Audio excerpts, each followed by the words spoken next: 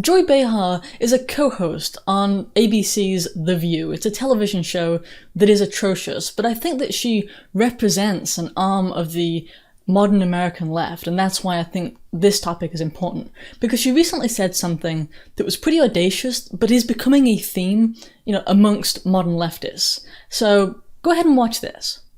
Well, why can't he be brought up on charges of hate speech? Sorry. Why can't he be sued by the ACLU for hate speech? I don't get it. How does he get away with this? Can we just show this clip really quick?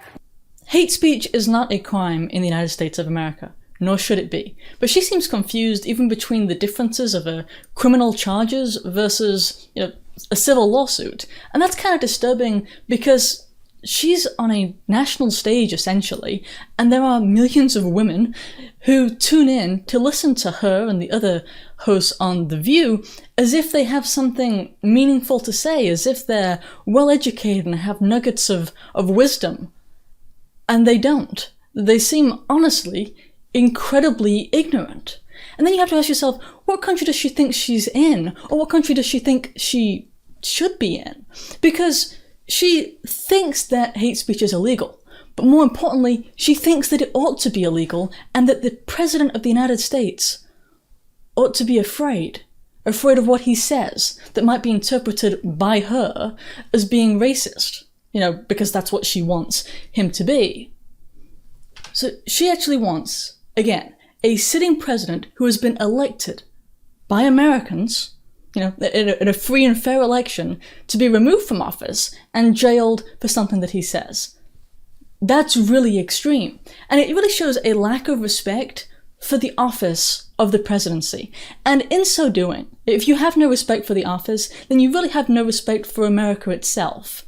And there is a shift toward totalitarianism among the American left that's trying to pull us in a certain direction. And I guess it's evident mostly by the abandonment of free speech as a principle, as we move toward, what you see over in countries like Britain and Canada to some degree. But if we take Britain, you've got 9 people a day who are being arrested over there. Arrested for hate speech, for speech violations. And what we're really talking about in these cases is people on Twitter or Facebook or other social media sites being arrested for saying something that some government official or some police officer thinks might be offensive. That's what we're talking about. These people are actually placed in jail cells as if they're real criminals.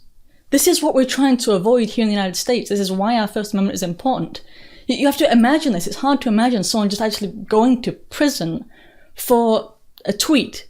But it happens. 3,000 people, Brits, a year, are arrested and jailed for speech violations. You have probably one of the more high-profile cases was when the comedian Count Dankula faced criminal charges for teaching his dog to respond in comical ways to offensive phrases because it was funny.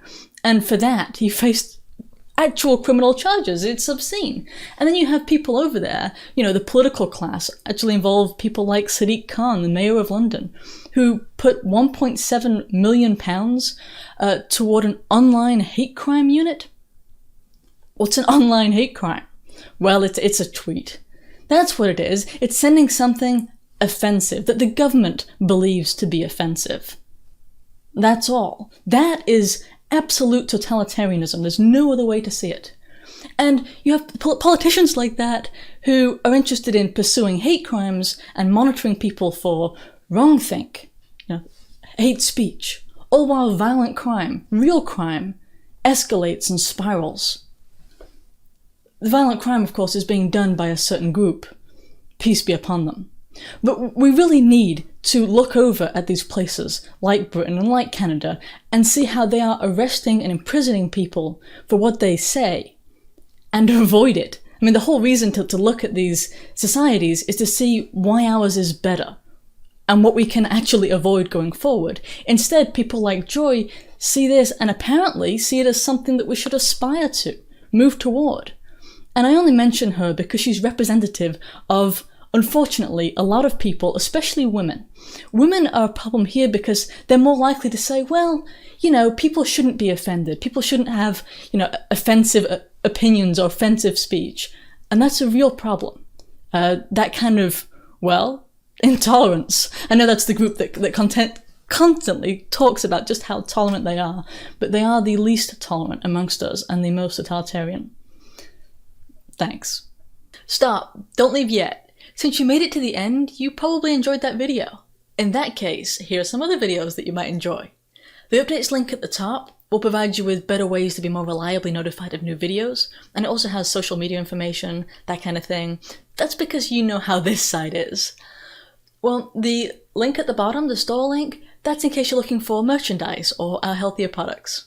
Thanks.